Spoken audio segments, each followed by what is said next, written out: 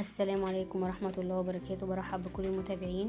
فيديو جديد هنشوف مع بعض النهاردة قصة الشعر القصير، قصة الشعر البيكسي، قصة الشعر البوب، قصة الشعر البوب بالطبقات، قصة شعر بوي، قصة شعر كاريه، قصة شعر ديجراديه للشعر المجعد والشعر المستقيم والشعر الناعم زي ما احنا هنشوف، مع اجمل الوان صبغات الشعر ل2024. ونشوف مع بعض الفيديو للنهاية، لان هنشوف الالوان اللي تناسب لون بشرتنا، سواء بشرتنا بيضة او قمحي او سمراء.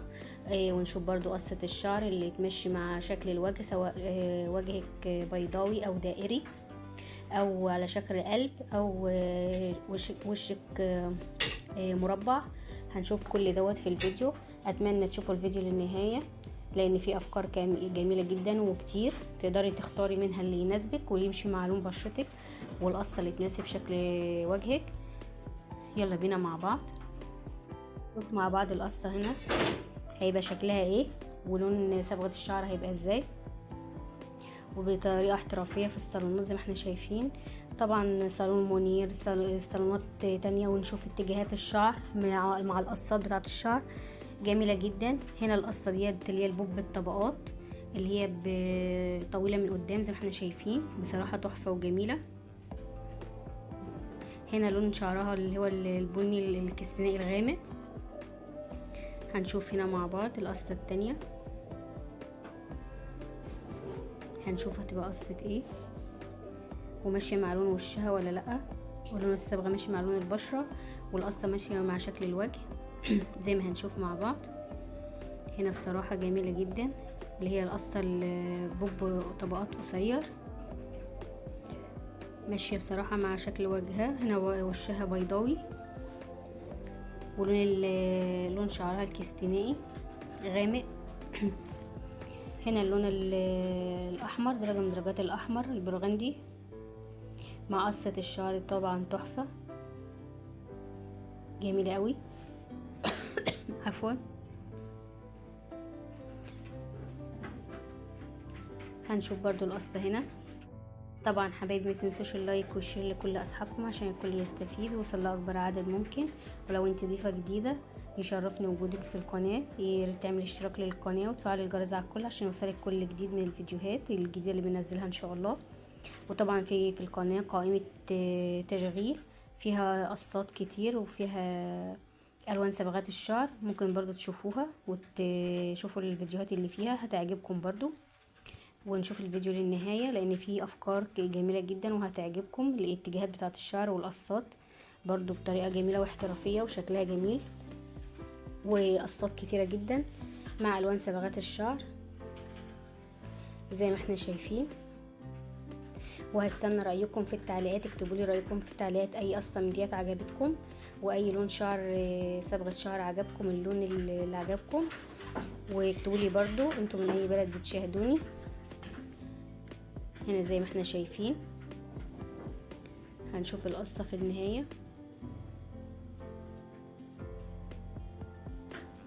بصراحة شكلها حلو القصة دي، هنا بتنشف شعرها،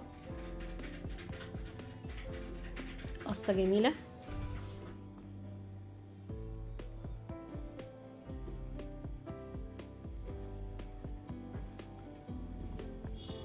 بصراحة روعة،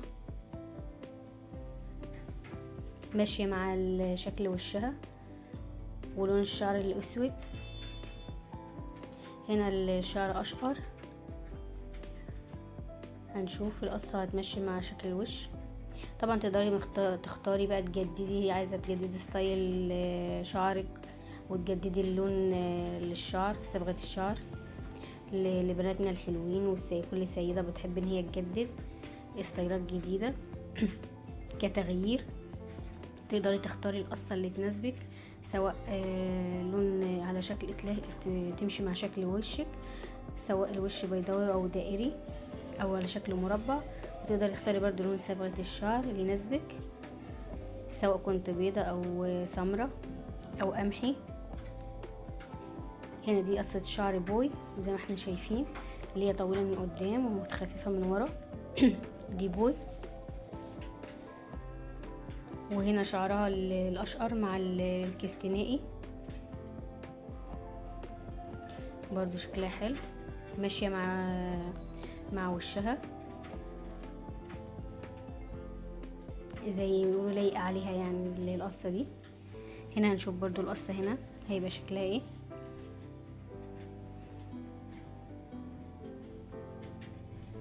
برضو دي جميلة برضو، القصة البوي برضو حلوة،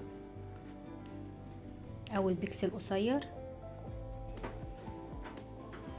برضو ماشية مع وشها.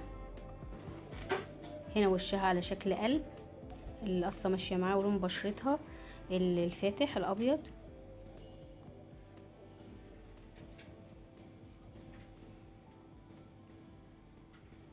زي ما انتم شايفين معايا الفيديو، يا ريت تشوفوا الفيديو للنهايه لان في افكار كتيره هتعجبكم، واتمنى لكم مشاهده ممتعه مع الفيديو. لو في اي سؤال او اي استفسار اكتبوا لي في التعليقات تحت وانا هرد عليه ان شاء الله. اتمنى لكم مشاهده ممتعه مع الفيديو، والسلام عليكم ورحمه الله وبركاته. احنا شايفين بقيه قصات، انواع القصات الشعر القصير برضو جميله جدا. القصه ديت اللي هي الكاريه بصراحه رائعه، وفي الكاري الفرنسي، وفي برضو القصة البيكسي، وبرضو قصة اللي هي البوي القصيرة بصراحة تحفة، وماشية مع وشها. هنا وشها بيضاوي، وهنا ده لون شعرها الكستاني غامق بطريقة قصة بطريقة جميلة واحترافية زي ما احنا شايفين، بميل كده بزاوية 45. اللي هي حابة ان تتعلم قصات الشعر القصير تقدري تعمليها لنفسك برضو في البيت، تقصي لنفسك شعرك زي ما احنا شايفين، بصراحة روعة، قصات غاية في الجمال. وطبعا الفيديو فيه افكار كتير تقدروا تختاروا منها الفكرة اللي تناسبكم. انا بحط افكار لقصات الشعر والوان صبغات الشعر، تقدروا تختاروا الفكرة اللي تناسبكم. وبرضو تسريحات الشعر القصير زي ما احنا شايفين بستايل جميل، واللي بيحب يغير ويحب التغيير بستايل شعر قصير. طبعا الشعر القصير بيبقى سهل في التصفيف وفي التسريح زي ما احنا عارفين، وسهل يعني في العناية بالشعر، تقدري تعتني بيه بكل سرعة عن الشعر الطويل. وبرضو كأنه تغيير لينا في ستايلنا في شكل وشنا.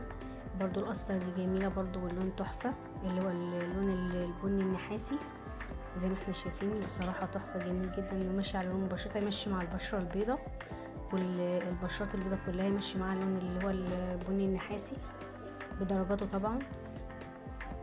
وفي بقى البني الشوكولاتة، وفي الاحمرات درجات الاحمرات برضو تمشي مع الابيض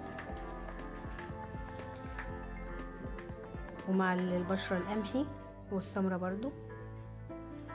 هنا دوت برضو قصة، هنشوف القصة هنا في الاخر هتبقى ايه.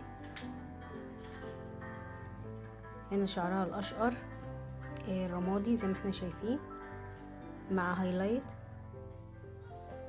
اشقر، بصراحة تحفة. اللي هي قصة البوي القصيرة،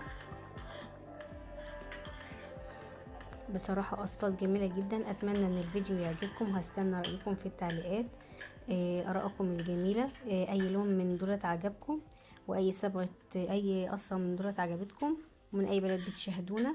ولو في اي سؤال او اي استفسار اكتبولي في التعليقات تحت وانا هرد عليها ان شاء الله. وزي ما احنا اتعودنا ما تنسوش اللايك والشير لكل اصحابكم عشان الكل يستفيد ويوصل لاكبر عدد ممكن. ولو لسه ضيفة جديدة يشرفني وجودك معانا، اشتركي في القناة، اعملي اتكي على زرار الاشتراك وفعلي الجرس على الكل عشان يوصلك كل جديد من فيديوهاتي. وما تنسيش اللايك والشير لكل اصحابكم واحبابكم. والسلام عليكم ورحمة الله وبركاته.